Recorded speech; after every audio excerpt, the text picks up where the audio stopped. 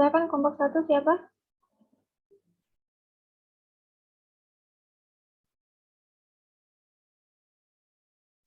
Iya, Bu. Sebentar sedang di share screen. Oke.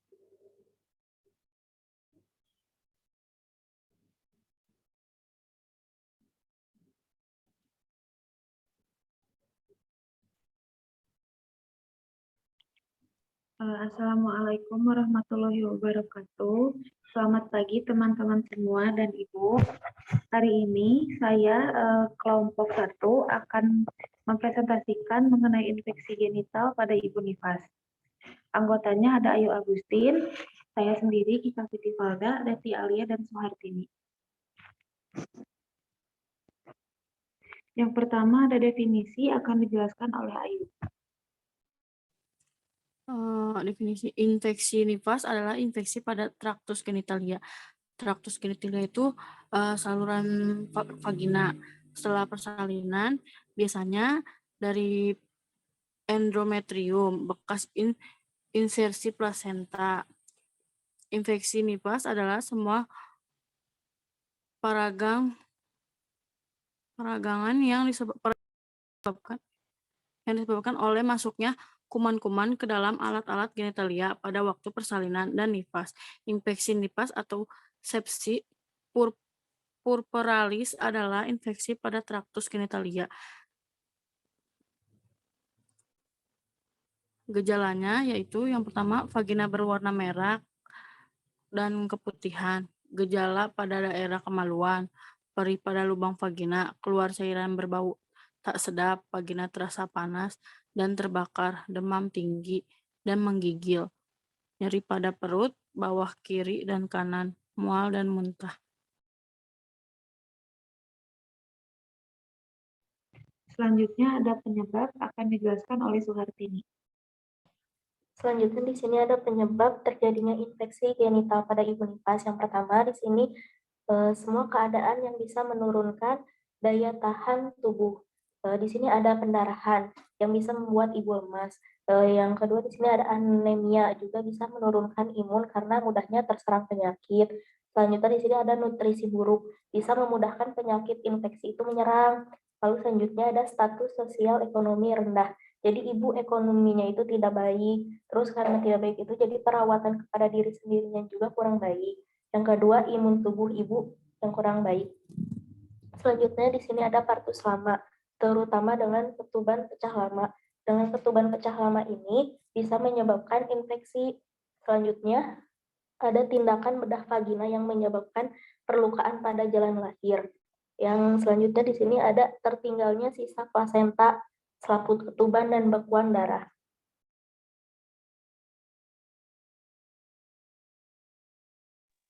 Selanjutnya ada pencegahan yang akan dijelaskan oleh saya sendiri. Yang pertama ada cuci tangan sebelum dan sesudah membasuh area kelamin.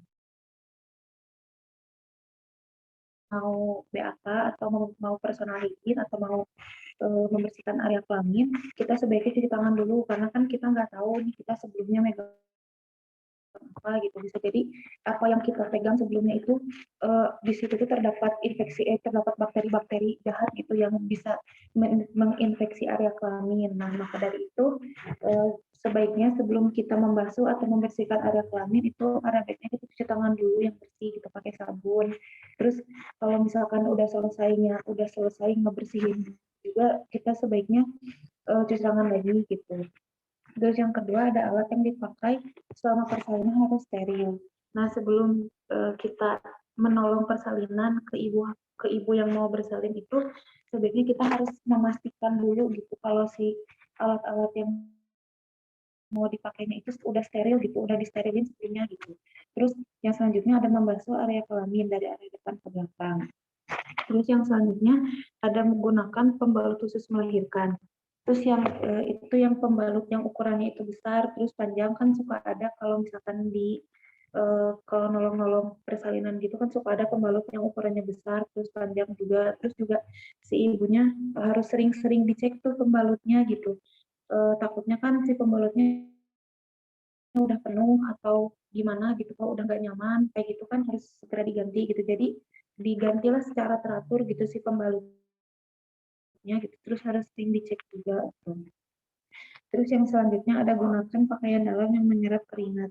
Kayak celana dalam yang bahannya itu katun, yang mudah menyerap gitu. Jadi kan ke si ibunya nyaman, terus nggak mudah terasa lembab gitu. Tapi tetap kalau misalkan si udah kerasa lembab, terus udah kerasa nggak enak gitu, harus cepet-cepet diganti itu soalnya takutnya ada infeksi yang ada infeksi gitu di situnya gitu. Terus nanti kan bisa terjadi iritasi atau gatal juga. Terus yang selanjutnya ada istirahat yang cukup. Terus selanjutnya juga ada makan dengan pola diet seimbang, minum air putih yang cukup. Jadi kayak harus banyak makan makanan sayur-sayuran hijau, terus kayak buah-buahan, terutama jeruk gitu. Terus susu, terus juga daging sapi, telur dan lain-lain. Terus juga untuk minum diusahakan minumnya itu banyak-banyak air putih, jangan banyak-banyak minum yang lain-lain dulu gitu, yang aneh-aneh dulu. Udah lebih banyak air putih lebih bagus, air putihnya itu anget gitu. Selanjutnya ada pengobatan akan dijelaskan oleh Revi. Selanjutnya pengobatan yang pertama segera dilakukan kultur dari sekret vagina dan serviks, luka darah, serta uji kepekaan untuk mendapatkan antibiotik yang tepat. Terus memberikan dosis yang cukup dan adekuat. Jadi kalau misalkan dikasih obat, dosisnya yang tepat harus tepat. Memberi antibiotik spektrum luas sambil menunggu hasil lab. Pengobatan mempertinggi daya tahan tubuh seperti infus, transfusi darah, makanan yang mengandung zat-zat yang diperlukan tubuh, serta perawatan lainnya sesuai komplikasi yang dijumpai.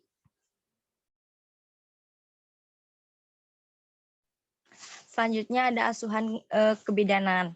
Yang pertama memberikan penjelasan mengenai infeksi genital kepada pasien dan keluarga. Jadi dijelasin infeksi genital itu kayak gimana, terus pencegahannya. Memberikan informasi tentang personal hygiene, jadi harus rajin-rajin membersihkan tubuh. Selanjutnya memberikan informasi pada ibu untuk menjaga kebersihan diri dan mengganti pakaian dalam bila terasa lembab setelah BAB dan BAK, dan membersihkan luka perineum, kemudian mengganti pembalut. Jadi kalau misalkan harus sering-sering mengganti pakaian dalam kalau udah BAB atau BAK terus udah lembab, ganti aja pakaian dalamnya. Terus lukanya itu harus harus sering-sering dibersihkan. Jadi jangan dibiarin, bersihkan aja pakai air anget gitu, di tap-tap. Terus harus sering-sering ganti pembalut.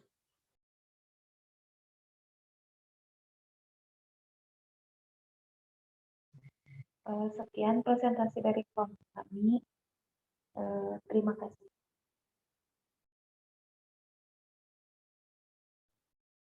Ya, next kelompok 2.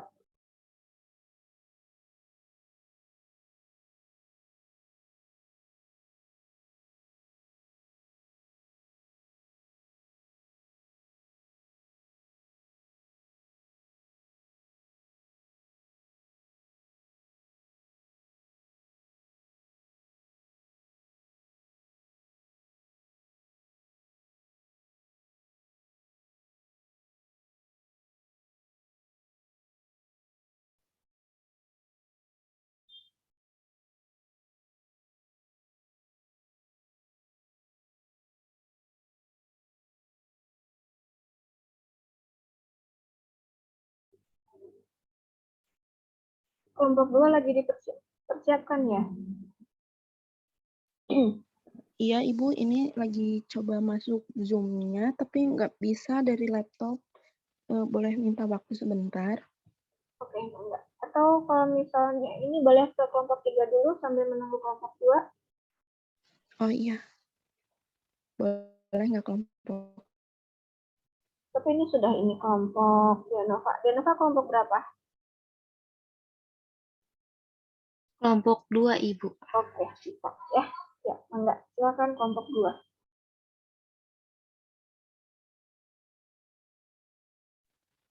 Assalamualaikum warahmatullahi wabarakatuh. Selamat pagi, Ibu dan teman-teman semua.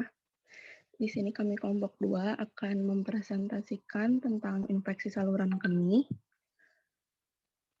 Di sini kelompok kami ada terdiri dari Dea, Livinia, Natasha, saya sendiri dan Stefani.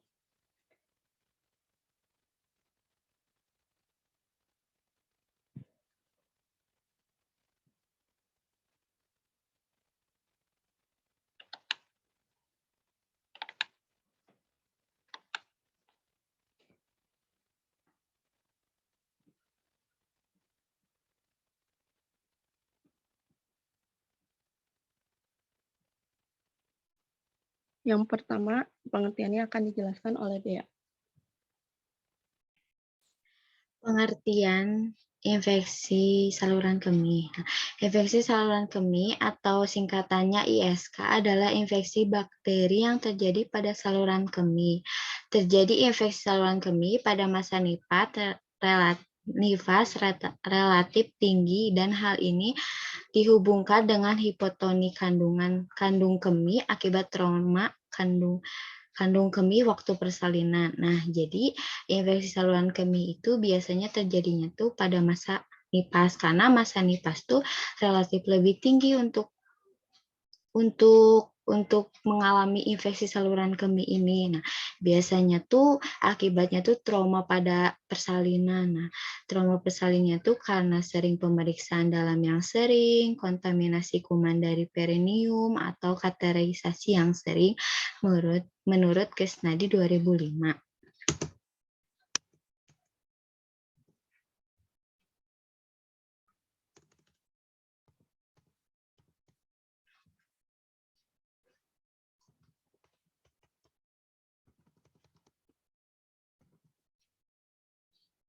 Sebentar, Ibu, ininya error.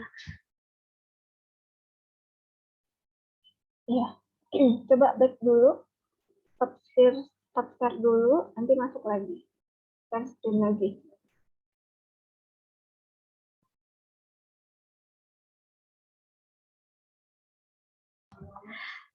Sudah terlihat?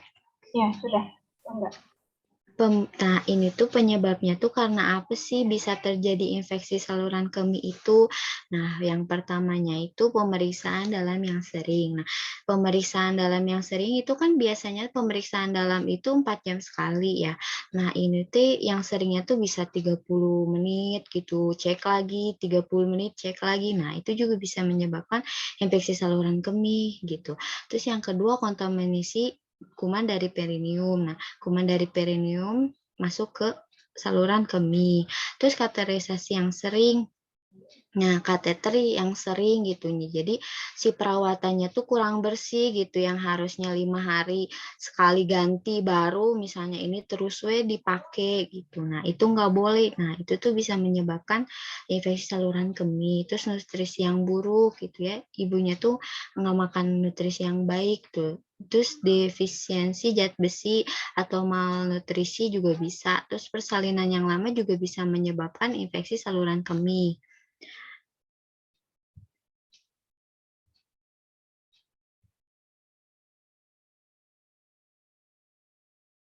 Selanjutnya akan dijelaskan oleh saya sendiri gejalanya. Infeksi saluran. Jadi apa aja sih gejalanya biar kita bisa tahu kalau kita itu terkena infeksi saluran kencing atau enggaknya. Yang pertama itu infeksi saluran kencing sering ditandai dengan gejalanya nyeri di bawah perut, terus susah kencing atau keluarnya tuh jadi sakit, kayak perih kayak gitu.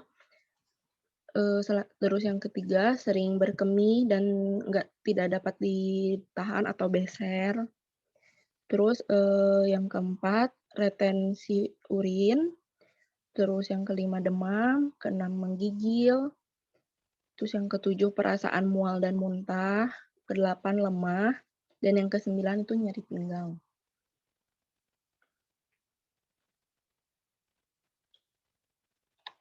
Selanjutnya akan dijelaskan oleh Livinia. Pencegahannya, yang pertama, minumlah cukup banyak air untuk membersihkan bakteri. Jadi, minum banyak air itu bisa ngebantu meningkatkan produksi urin. Jadi, bakteri di dalam saluran kencing itu dapat lebih banyak dibuang ke luar tubuh. Yang kedua, jangan menahan jika ingin buang air kecil. Buang air kecil jika memang Anda ingin dan perlu. Jadi menahan buang air kecil itu selama 3 jam atau lebih itu bisa memperbesar resiko bakteri berkembang di saluran kencing. Yang ketiga, bersihkan daerah terkait setelah buang air besar dari depan ke belakang, bukan sebaliknya. Ini itu untuk membantu membersihkan bakteri. Yang keempat, bersihkan bibir luar vagina dan anus setiap hari. Yang kelima, buang air kecil setelah melakukan hubungan seksual untuk membantu membersihkan bakteri keluar, atau juga bisa menghilangkan bakteri yang telah memasuki uretra.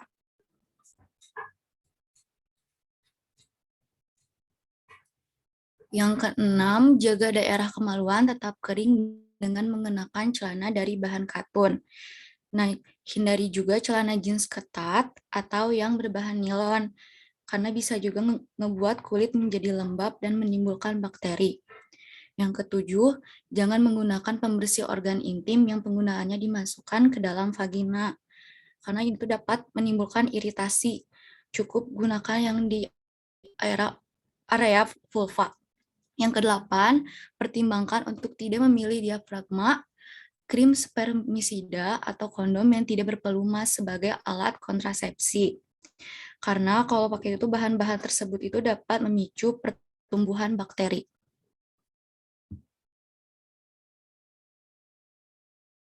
Selanjutnya akan dijelaskan oleh Stefan. Lalu di sini ada pengobatan.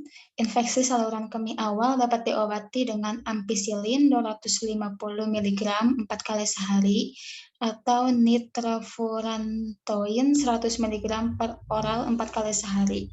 Gantilah dengan obat lain sesuai dengan hasil pemeriksaan laboratorium, tetapi obat selama 2 minggu.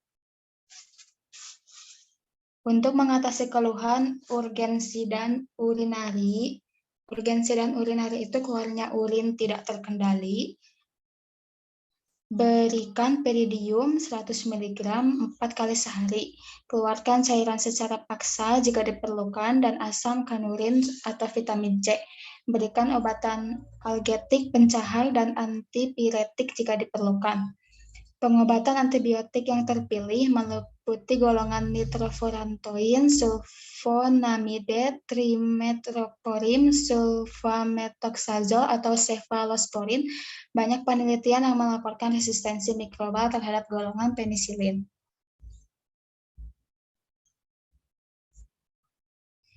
Lalu ada asuhan kebidanannya. Yang pertama, bidan menginformasikan tentang keadaan pasien, tentang pengertian dan pencegahan dari ISK.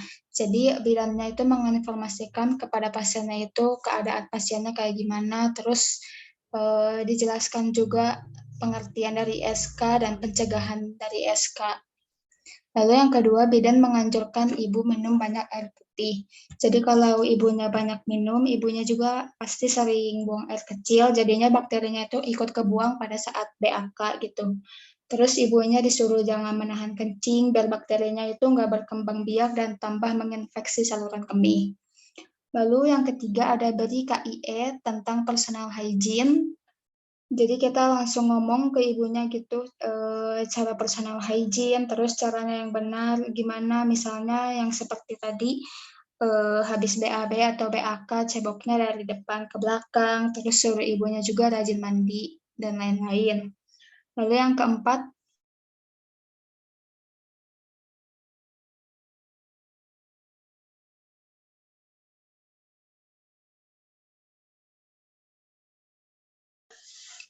infeksi saluran kemih pada ibu hamil itu terjadinya secara umum itu terjadinya disebabkan oleh E. coli. Infeksi saluran kemih merupakan infeksi bakteri tersering selama kehamilan.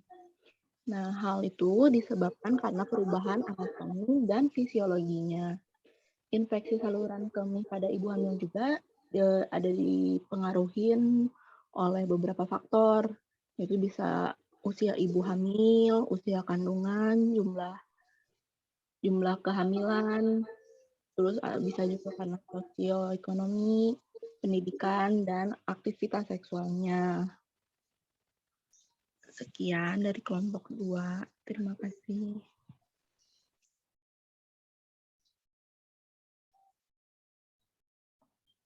Oke, silakan untuk kelompok 3. Izin share screen, Ibu. Monggo.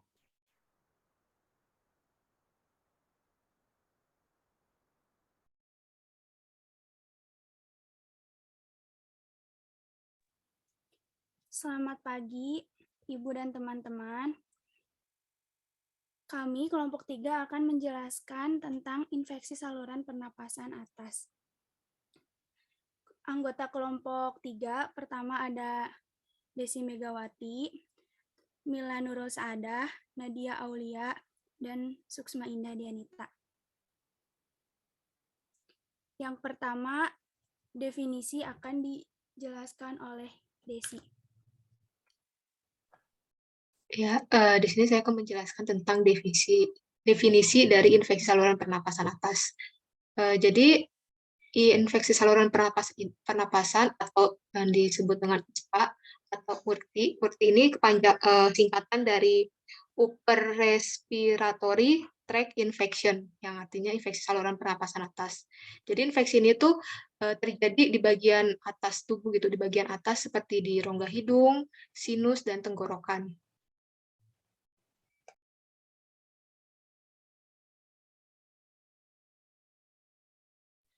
Selanjutnya, penyebab akan dijelaskan oleh Mila.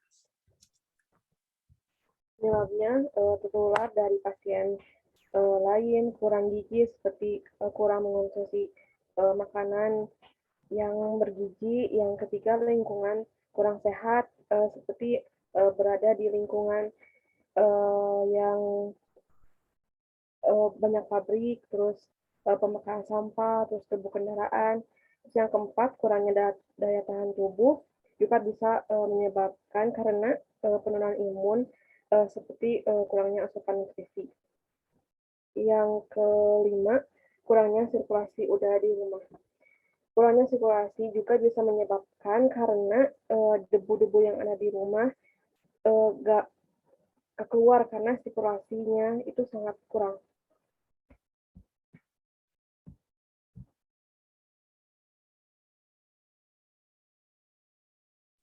Selanjutnya ada tanda dan gejala yang akan dijelaskan oleh Desi. Ya. Tanda dan gejala dari ISPA ini yang pertama ada batuk, terus yang kedua hidungnya tersumbat, lalu pilek, bersin-bersin, nyeri otot, nyeri tenggorokan, nyeri kepala, dan demam.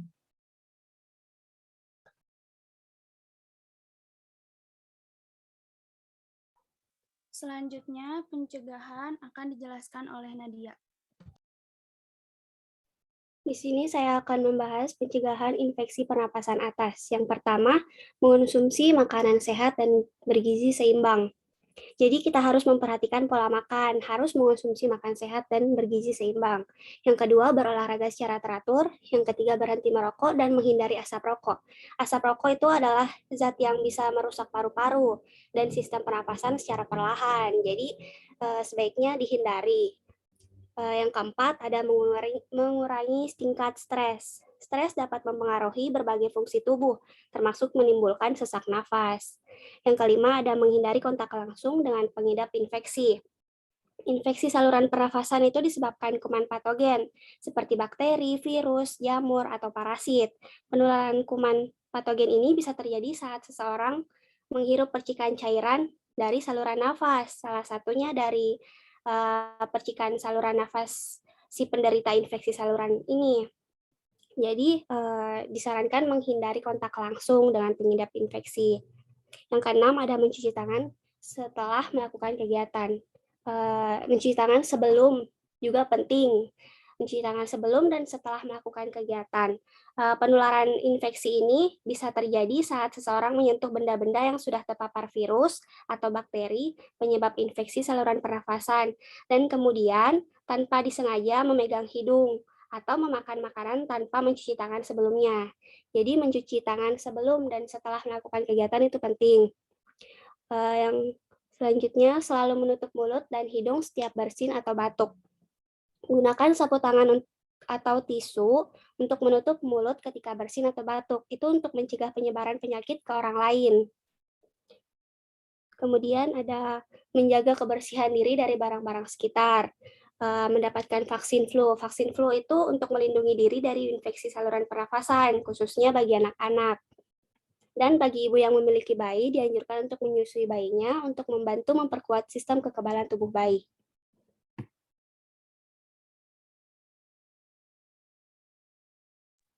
Selanjutnya ada pengobatan yang akan dijelaskan oleh Mila. Yang pertama, pengobatan infeksi saluran pernapasan disesuaikan dengan kondisi penderita.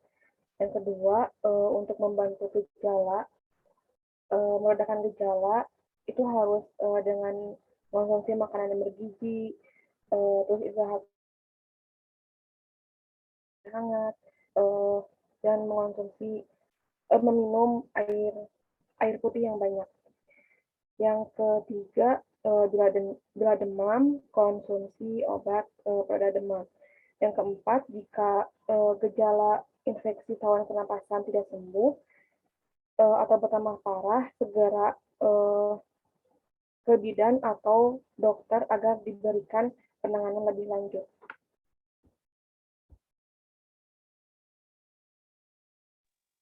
Selanjutnya ada asuhan kebidanan yang akan dijelaskan oleh saya, Suksma Indah Dianita. Yang pertama, bidan harus mengetahui tanda dan gejala SPA untuk mendapatkan diagnosis ibu. Jadi ya, seorang bidan itu harus memahami dulu tanda dan gejala orang yang mengidap penyakit infeksi saluran pernapasan atas. Biar bisa mendiagnosisin kalau misalnya ibu ini mengidap atau enggaknya. Terus yang kedua, bidan harus memberikan penyuluhan kepada ibu dan keluarganya upaya pencegahan infeksi saluran pernapasan. Ini penting banget ya, jadi seorang bidan tuh harus ngasih tahu sama ibunya biar mencegah si ibu ini tuh terkena infeksi saluran pernapasan. Terus yang ketiga, jika diagnosis ibu mengidap infeksi saluran pernapasan, lakukan terapi farmakologis. Terapi farmakologis itu yang umumnya itu bersifat suportif untuk meringankan gejala. Pada terapi farmakologis ini tidak selalu diperlukan antibiotik atau antiviral, kayak cukup menyupport kayak ibunya perbanyak minum air putih, terus yang udah dijelaskan tadi ya di atas pencegahannya gitu. Jadi kayak ngasih tahu ibunya perbanyak minum air putih, makan makanan yang gizinya seimbang kayak gitu.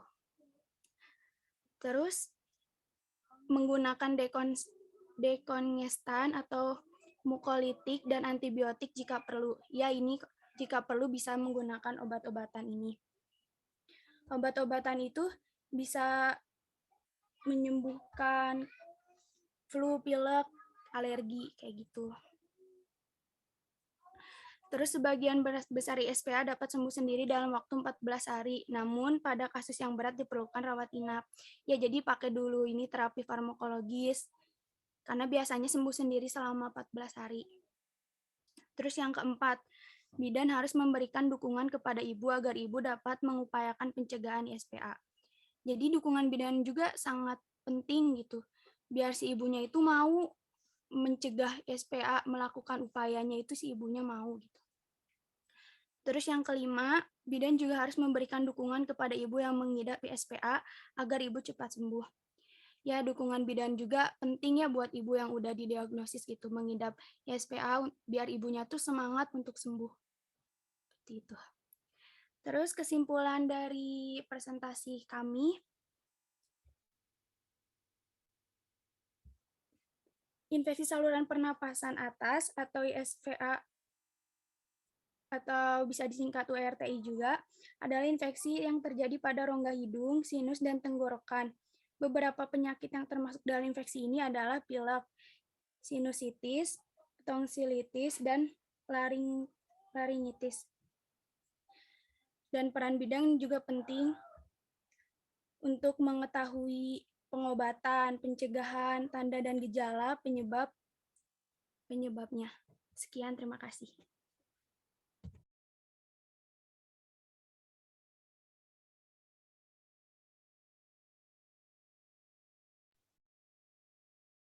Silakan kelompok selanjutnya. Ibu izin share screen. Boleh. Mangga.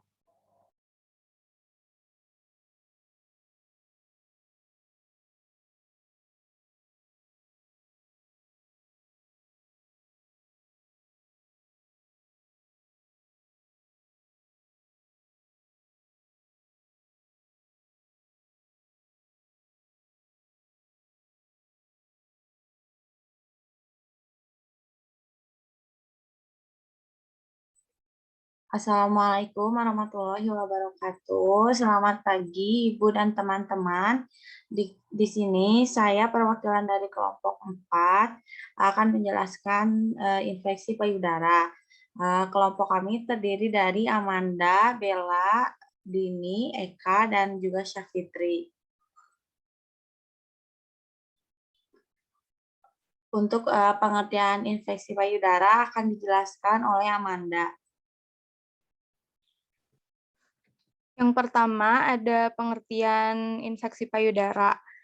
Jadi infeksi payudara merupakan peradangan yang terjadi di payudara akibat infeksi kuman.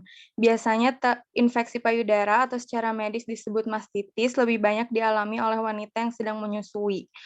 World Health Organization atau WHO mengatakan bahwa insiden penyakit mastitis pada ibu menyusui sangat bervariasi, mulai dari 2% hingga 33% dan paling sering menyerang ibu pada 2-3 minggu menyusui. Jadi infeksi payudara itu merupakan infeksi kuman yang terjadi pada jaringan payudara. Nah, biasanya infeksi payudara itu menyerang ibu yang sedang menyusui pada 2-3 minggu menyusui. Biasanya juga terjadinya cuman pada salah satu payudara, namun tidak menutup kemungkinan juga terjadi pada dua-duanya. Terus wanita yang tidak menyusui juga bisa aja terinfeksi infeksi payudara, namun sangat jarang terjadi. Untuk tanda dan gejala infeksi payudara akan dijelaskan oleh saya. Yang pertama, payudara menjadi besar dari yang lain. Penyebab dari payudara menjadi lebih besar dari yang lain itu karena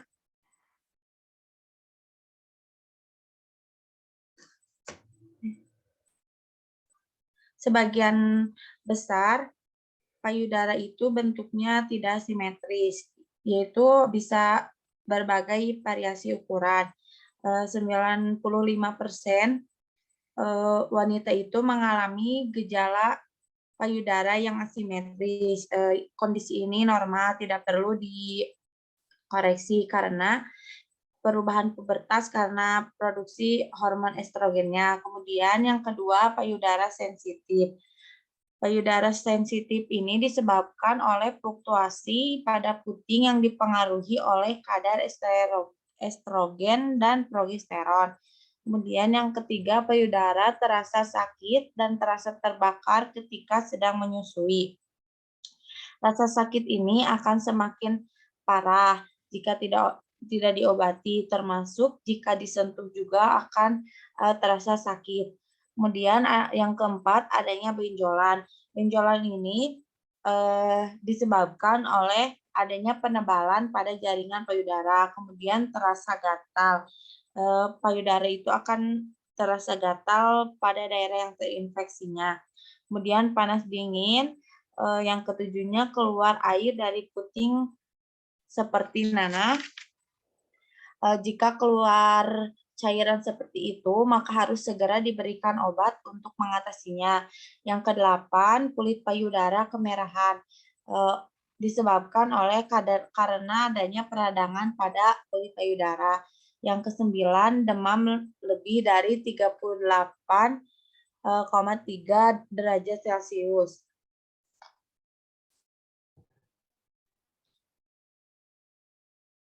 Kemudian jenis-jenis infeksi payudara akan dijelaskan oleh Syafitri.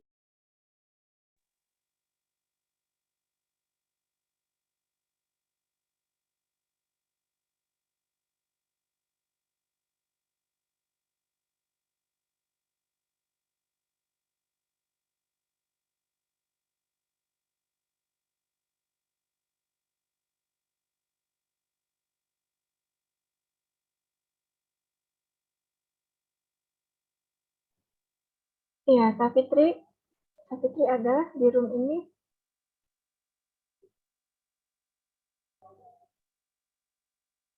Halo, Kak Fitri.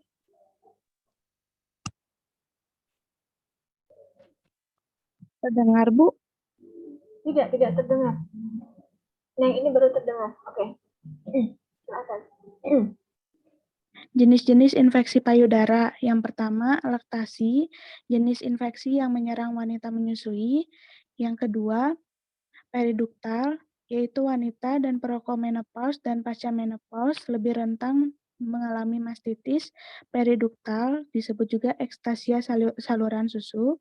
Kondisi ini terjadi ketika saluran susu menebal, jadi puting payudara yang terkena bisa berubah masuk ke dalam dan mengeluarkan cairan seperti susu.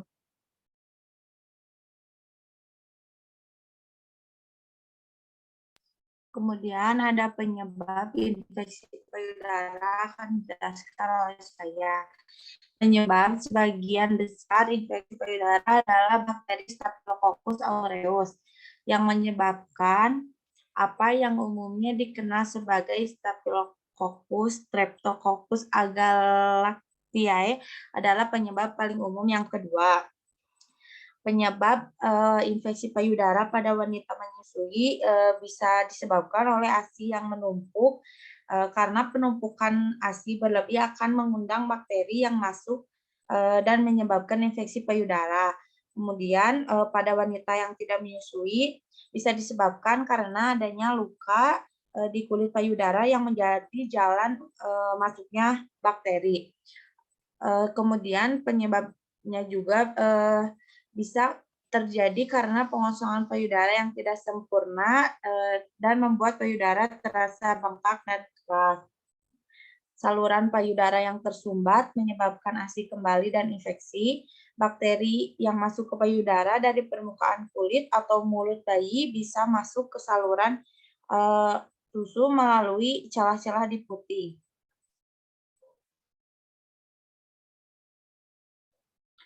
Untuk pencegahan infeksi payudara akan dijelaskan oleh.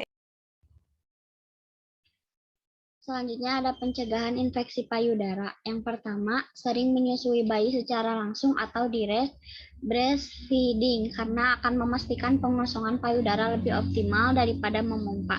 Teknik menyusui yang benar perlu diperhatikan agar isapan mulut bayi juga lebih optimal. Jadi direct breastfeeding itu menyusui dari payudara ibu ke bayi langsung. Lalu ada sering memompa apabila tidak memungkinkan menyusui langsung. Sering memompa ASI apabila misalkan tidak memungkinkan untuk menyusui secara langsung. Menghindari terjadinya clogged milk duct. Itu tuh artinya penyumbatan air susu dari ibu yang terasa nyeri kalau misalkan disentuh, kalau misalkan udah kagok dilakuin tuh biasanya untuk mengurangi nyerinya bisa mengompres dengan air hangat sambil dipijat-pijat, bisa juga mengompres sambil menyusui dan tetap menyusui juga sampai ASI-nya agak kosong, terus mulai menyusui dari yang sakit dulu karena biasanya bayi cenderung menghisap dengan keras pada payudara pertama yang mereka tawarkan.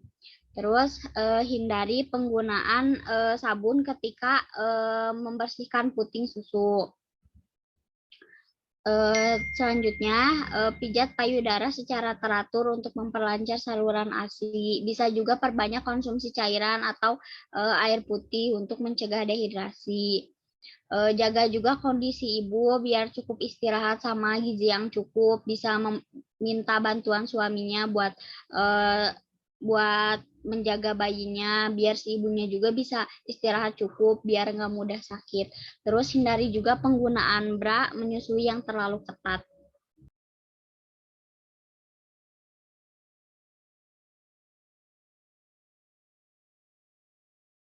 Untuk pengobatan infeksi payudara akan dijelaskan oleh Syafitri. Pengobatan infeksi payudara yang pertama, istirahat dengan cukup minimal 7-9 jam per hari dan tetap terhidrasi dengan minum minimal 2 liter atau 8 gelas per hari. Lalu yang kedua, gunakan obat untuk mengurangi rasa nyeri dan demam. Yang ketiga, hindari pakaian yang ketat, terutama untuk ibu nifas, itu pakai pakaian dalam atau bra yang longgar dan juga nyaman. Yang keempat dan yang kelima ini, meredakan nyeri. Untuk meredakan nyeri itu bisa melakukan kompres hangat dan kompres dingin setelah menyusui, tapi lebih disarankan untuk kompres hangat. Yang keenam, guna menjaga suplasi ASI, pastikan banyak minum, minimal 2 liter atau 8 gelas per hari, dan konsumsi makanan gizi yang seimbang. Yang ketujuh, untuk infeksi yang tidak parah, konsumsi obat antibiotik berdasarkan resep obat dokter.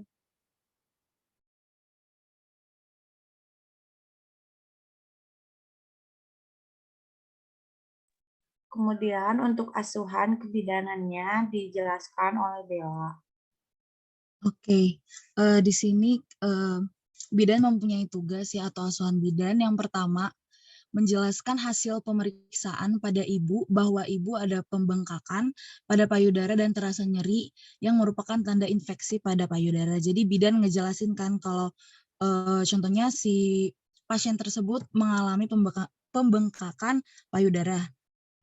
Dan akhirnya ibu juga mengerti dengan penjelasan yang diberikan bidan. Lalu yang kedua, menjelaskan pada ibu supaya segera mendapatkan penanganan yang tepat untuk infeksi payudara. Contohnya kayak yaitu payudaranya dikompres dengan air hangat atau untuk mengurangi rasa sakit. Daripada itu diberikan pengobatan analgetika atau obat pengalang nyeri. Sama satu lagi biasanya untuk mengatasi infeksinya diberikan antibiotik. Yang ketiga, memberikan konseling suportif pada ibu tentang mastitis. Jadi mastitis kan merupakan pengalaman yang sangat pasti yang sangat frustasi kepada ibu dan membuat banyak wanita merasa sakit. Jadi selain dengan penanganannya efektif dan pengendalian nyeri, wanita juga membutuhkan dukungan emosional. Ibu harus diyakini kembali tentang nilai menyusui yang aman untuk diteruskan, bahwa ASI dari payudara yang terkena itu tidak akan membahayakan bayinya, dan bahwa payudara akan pulih baik bentuk maupun fungsinya. Jadi kita sebagai bidan harus memberikan konseling suportif kepada ibu, bukan hanya kita doang, tetapi dari keluarga dan dari lingkungan sekitarnya. Lalu juga asuhan kebidanan ini juga bidan juga bisa menjelaskan kepada ibu bahwa harus mempertahankan pemenuhan pola nutrisi kayak gizi yang seimbang dan lain sebagainya. Lalu juga bidan juga bisa menjelaskan kepada ibu untuk mendapatkan istirahat yang cukup, karena kalau contohnya kurang dari jam istirahat yang tadi sudah dibilang, takutnya tidak ASI-nya itu kayak terganggu gitu. Jadi bidan harus menjelaskan kepada ibu bahwa harus mendapatkan istirahat yang cukup. Nah, untuk kesimpulan pada infeksi payudara ini, kita udah tahu ya bahwa infeksi payudara atau yang sering dibilang mastitis itu adalah infeksi yang terjadi pada jaringan payudara. Nah, kondisi ini umumnya menyerang ibu menyusui, terutama pada 12 minggu pertama setelah persalinan. Nah, lalu dianjurkan untuk setiap ibu menyusui agar selalu memperhatikan kebersihan dan kesehatan pada payudara. Karena kalau ibu tidak memperhatikan personal hygiene atau kesehatannya, maka tadi bisa menyebabkan tanda dan gejala pada infeksi payudara tersebut. Dan jika ibu mengalami satu atau dua hal dari tanda dan gejala, harap langsung memeriksa ke bidan terdekat atau klinik terdekat.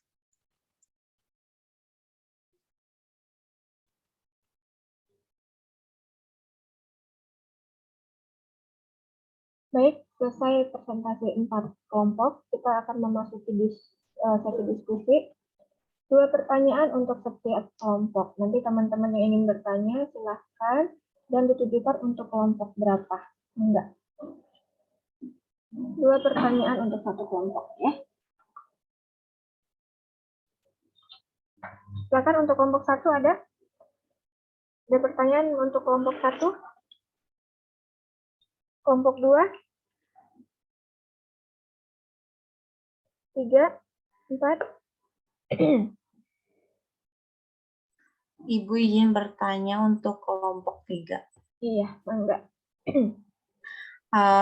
Kenapa bayi bisa rentan terkena ISPA? Apakah itu berbahaya? Terima kasih. Kenapa? Kenapa? Bisa diulangi jadi pertanyaannya? Kenapa bayi rentan terkena ISPA? Kenapa bayi rentan terkena ISPA? Oke, bisa dimengerti pertanyaannya ya. Next, kelompok yang lain. Izin bertanya untuk kelompok 3. Iya, Dea, silakan. Apakah berbahaya jika penyakit ISPA terkena pada ibu hamil? Apakah berbahaya? Kita masuknya ini nifas ya? Ini nifas, bukan ibu hamil. Iya, ibu nifas, Mas. Oke, ibu nifas. Apakah berbahaya jika ISPA mengenai pada ibu nifas? Sambil menunggu kelompok 3 menjawab, silakan pertanyaan untuk kelompok yang lain, kelompok 4, 2, dan 1. Izin bertanya untuk kelompok 4. Silakan. Apa penyebab payudara nyeri tapi tidak ada benjolan? Apa penyebabnya pada payudara yang nyeri tapi tidak terdapat benjolan pada nyeri tersebut? Begitu ya, wilayah? Iya, Ibu. Oke, bisa dimengerti untuk kelompok 4 ya. Pertanyaannya, silakan yang lain.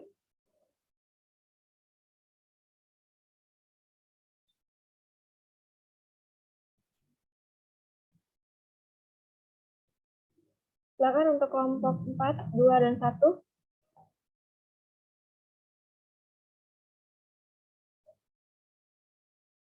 Jika tidak ada, ibu yang akan bertanya nanti. Pilih mana, ibu atau teman kalian yang bertanya? Izin bertanya untuk kelompok 2, Ibu. Boleh, Kak Fitri, silakan. Kalau untuk infeksi saluran kemih itu bisa sembuh dalam berapa hari? ISK bisa sembuh, kira-kira rentan matinya sembuh berapa hari? Proses penyembuhannya.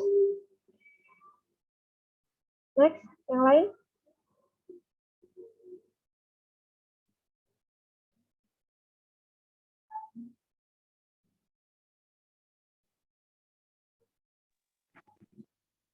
Ibu izin bertanya untuk kelompok 4. Ya, kelompok 4 ya, oke. Ya, silakan kita. Itu kan tadi ada keluar yang payudara ya, yang keluar nanas sama apa tadi itu kan ada keluar nanas. Itu menyusuinya gimana? Apa di stop atau gimana? Ya, untuk payudara yang ada pengeluaran cairan selain air susu itu bagaimana? Apakah stop menyusui atau tetap dilanjutkan menyusuinya? Pertanyaan untuk kelompok 1 dan 2. Kelompok 2 masih 1 lagi, kelompok 1, 2 lagi.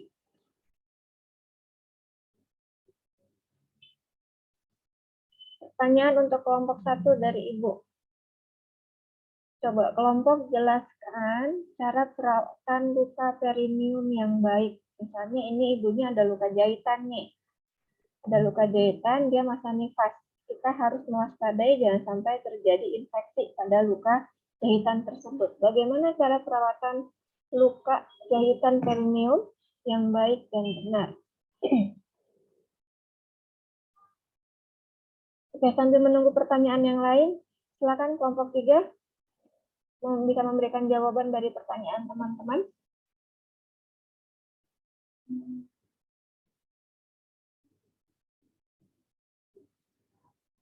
Atau mungkin kelompok yang lain yang ingin menjawab pertanyaan duluan, silakan.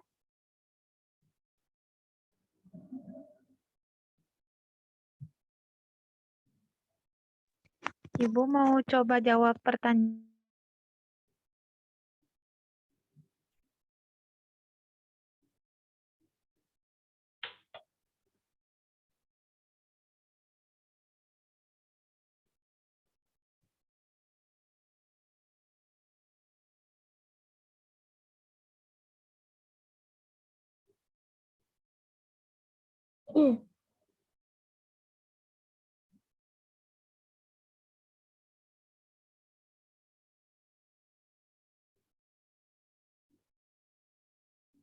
Iya, gimana kita tadi, Ibu sepertinya ada gangguan koneksi, jadi jawabannya apa? Iya, Ibu mau coba jawab pertanyaan yang dari Ibu yang buat kelompok 1. Oh, oke. Perawatan luka laserasi jalan lahir ya? Iya, Ibu yang perawatan luka perineum. Ya. Kalau menurut kelompok kami, Bu, selalu dijaga area kebersihannya, terus juga harus selalu kering, harus selalu dikeringkan dengan tisu, terus juga ganti pembalutnya 4 sampai 6 minimal 4 kali sehari lah, atau kalau misalkan udah ngerasa nggak enak terus diganti, terus hindari dulu Bu hubungan seksual dengan suami. Paling Ya, itu jelas ya, karena kalau biasanya luka itu berapa lama, berapa hari proses penyembuhannya? Ibu nifas kan tidak boleh langsung berhubungan dengan suami. Kita kan juga ada aturannya, asuhan kebidanannya ya. Kita baru melakukan atau menanyakan rencana berhubungan seksual itu setelah lebih dari 2 minggu. 2 minggu mungkin lukanya kalau misalnya perawatan genitalianya bagus, fungsi hygiene-nya baik, itu di 6 hari pun sudah terlihat tanda-tanda penyembuhan luka. Tapi di 1 sampai 3 hari hati-hati juga jangan sampai kita melihat tanda-tanda infeksi pada luka perineum. Ya, itu jawaban kita sudah benar bahwa harus dijaga kebersihannya.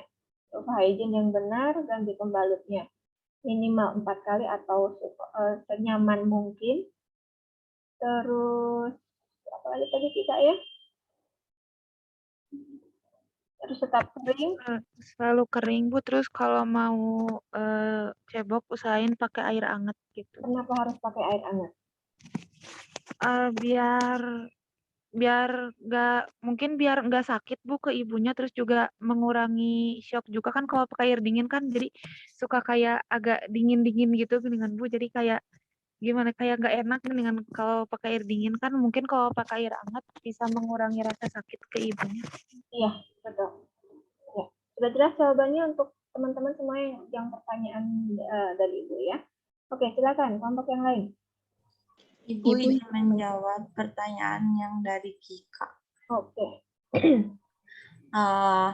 Jika keluar nanah kan ya itu ibu itu perlu segera mendapatkan pengobatan, tapi masih tetap bisa menyusui anaknya dengan payudara yang tidak terinfeksi.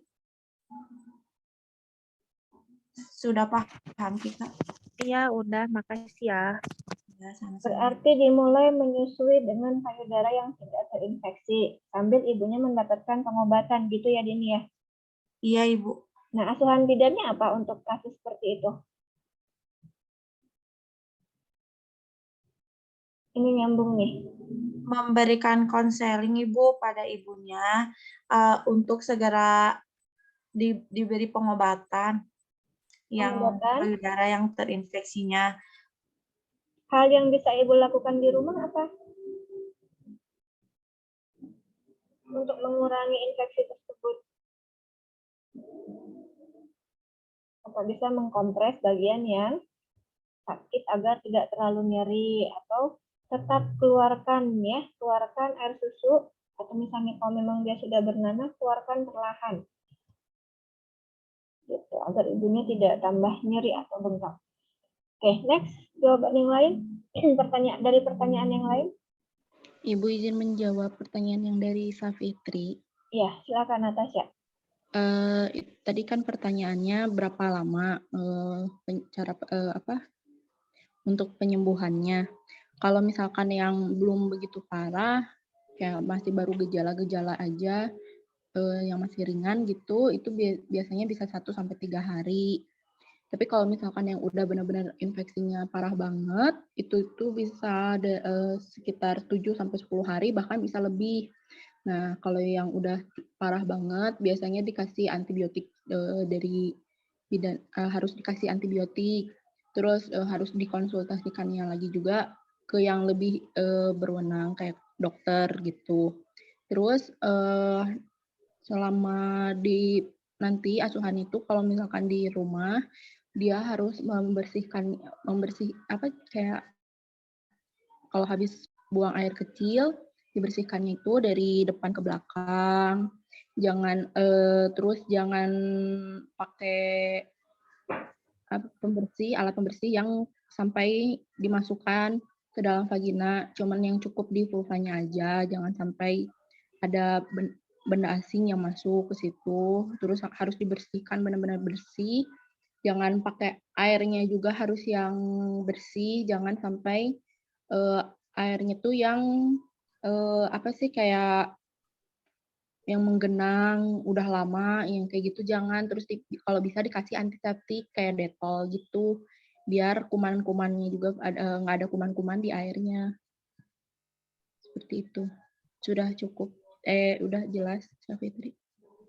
Baik, Natasha, terima kasih. Ya, silakan. Mungkin kelompok lain bisa menjawab lagi pertanyaan atau sudah semua ya? Pertanyaan, ya Nadia, silakan Nadia. Izin menjawab pertanyaan dari kelompok 4. Kenapa anak-anak rentan terkena ISPA? Masa anak-anak itu masa perubahan fisik serta mental. Pada masa pertumbuhan ini, organ-organ di dalam tubuh anak sedang mengalami perkembangan, termasuk daya tahan tubuhnya. Salah satu alasan kenapa anak-anak rentan terkena ISPA itu karena daya tahan tubuhnya yang belum terbentuk sempurna. Itu sebabnya tubuh anak ini sulit untuk melawan infeksi bakteri maupun virus penyebab ISPA. Selain faktor imunitas, keadaan lingkungan sekitarnya juga mungkin berperan dalam penularan ISPA. Ya, bagaimana pertanyaan dari Dini tadi ya? Dari siapa? Sorry. Iya, Yang ISPA? Ya, dari Dini. Paham Dini ya? Ya. Apakah masih ada pertanyaan yang belum terjawab? Ada, Bu. Pertanyaan yang untuk kelompok 3 dari Deanova. Pertanyaannya, apakah bahaya ISPA pada ibu nifas? Sebenarnya ISPA itu gak bahaya untuk ibu nifas doang, tapi untuk kita juga bahaya kalau misalnya disepelekan. Karena ISPA kalau misalnya udah terkena infeksi saluran pernapasan akut itu bisa menyebabkan kematian. Kayak gitu. Terus bisa nular juga ya ke bayinya. Karena kan bayi yang tadi udah dijelasin sama Nadia rentan terkena penyakit ISPA. Jadi bahayanya itu harus segera diatasi, jangan disepelekan. Terus kalau misalnya udah bayinya terkena IFAS, kena ISPA, bisa ada penelitian yang berpendapat, ada penelitian yang hasilnya itu katanya ASI itu bisa memprotektif bayinya gitu. Gimana, Dea? Baik, terima kasih. Ya, baik. Sepertinya semua pertanyaan sudah terjawab ya. Belum, Ibu. Oh, belum. Iya, silakan. Menjawab pertanyaan dari Mila. Yang apa penyebab payudara nyeri tapi tidak ada benjolan? Kalau misalnya payudaranya nyeri tanpa ada benjolan mah, bisa aja karena itu mah mau menstruasi atau haid. Soalnya kalau misalnya infeksi payudara mah kemungkinan bakal ada benjolan gitu, Bu. Ya, sebentar Ibu klarifikasi dulu. Ini Mila pada ibu nifas, ibu yang menyusui atau yang ibu tidak menyusui? Nifas Ibu. Pada ibu yang menyusui ya. Berarti kalau misalnya tidak ada benjolan berarti hanya bengkak saja. Bengkak, kalau bengkak itu biasanya nyeri. Kalau hanya bengkak biasanya karena ada penumpukan air susu. Jadi air susunya belum diberikan ke bayi. Biasanya itu akan bengkak. Dan kalau misalnya ibunya menyusui secara teratur dalam 2 jam itu payudara akan terasa penuh dengan sendirinya, otomatis bengkak. Bengkak itu akan terasa nyeri ke ibunya. Tapi selama sesegera mungkin berikan ASI tersebut kepada bayinya. Jadi segera mungkin lakukan pengosongan air susu baik melalui pompa atau disusui ke bayinya. Nah, setelah pengosongan payudara, maka payudara akan terasa ringan dan tidak terasa nyeri lagi. Gitu. Ya, tapi kalau misalnya bukan untuk ibu nifas, atau pada remaja atau wanita usia subur, itu nyerinya bisa saja tadi karena PMS, yang kata Amanda tadi, bisa saja terjadi karena PMS, jadi pengaruh hormon, begitu kira-kira seperti itu Mila ya. Baik, sudah terjawab semuanya? Sudah, Ibu. Sudah, baik. Jika tidak ada pertanyaan atau yang ingin diskusikan, atau masih ada, silakan. Masih ada pertanyaan? Oke, baik ya, Ibu rasa cukup sampai di sini. Dan sepertinya juga nanti teman-teman bisa bertukar materi, bisa memahami lebih lagi. Untuk kelas hari ini Ibu cukupkan sampai di sini. Setelah dari ini Ibu akan buka absensi online, silakan absen. Dan nanti hasil report ini juga akan Ibu share ke teman-teman semuanya. Gitu ya, sebagai bahan pembelajaran ya. Terima kasih, selamat siang dan sehat selalu. Silakan leave room dari ruangan ini. Terima kasih. Terima kasih, Ibu. Terima kasih, Ibu. Terima kasih, Ibu.